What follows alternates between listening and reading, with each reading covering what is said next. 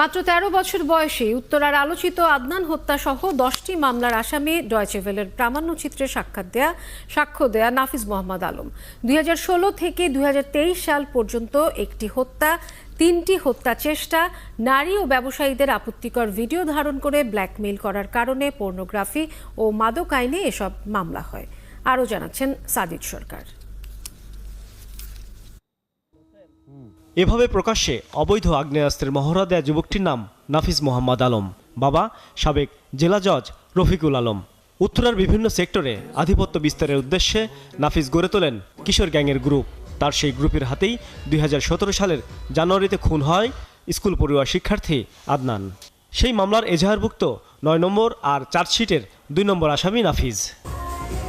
RAB বলছে নাফিজ রাজধানীর বিভিন্ন নামিদামি রেস্টুরেন্টে বন্ধু বান্ধবীদের নিয়ে প্রকাশ্যেই মাদক সেবন করত। পরে নিজেই বনে যায় মাদক কারবারি। বাসার ভেতরে খাটের চারপাশে বিদেশি মদের বোতল সাজিয়ে রাখা ছিল তার নেশা। ব্যক্তিগত গাড়ি থেকে বিমান, সর্বত্রই তার হাতে থাকত মাদক। এসব মাদক সে বিক্রি করত সিন্ডিকেট নামের একটি ফেসবুক গ্রুপের মাধ্যমে।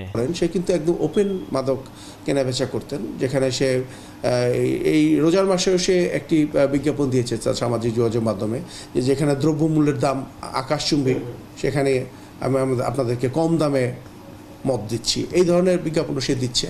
এবং সে তার যে বক্তব্য সেই হিসেবে সে বিভিন্ন উপায়ে অবৈধভাবে সেই ধরনের মাদক সে কালেক্ট করে।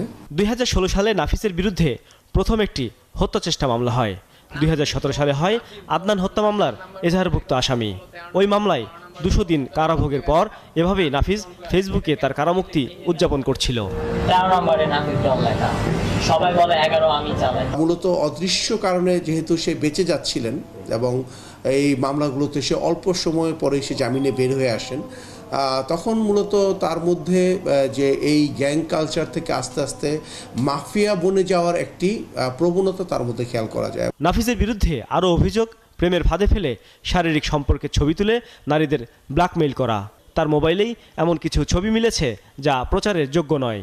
র্যাব বলছে ফেসবুকে সিন্ডিকেট নামের যে গ্রুপের মাধ্যমে নাফিজ মাদকের ব্যবসা করত, তার সাথে আরও কেউ জড়িত কিনা তাও খুঁজে দেখা হচ্ছে।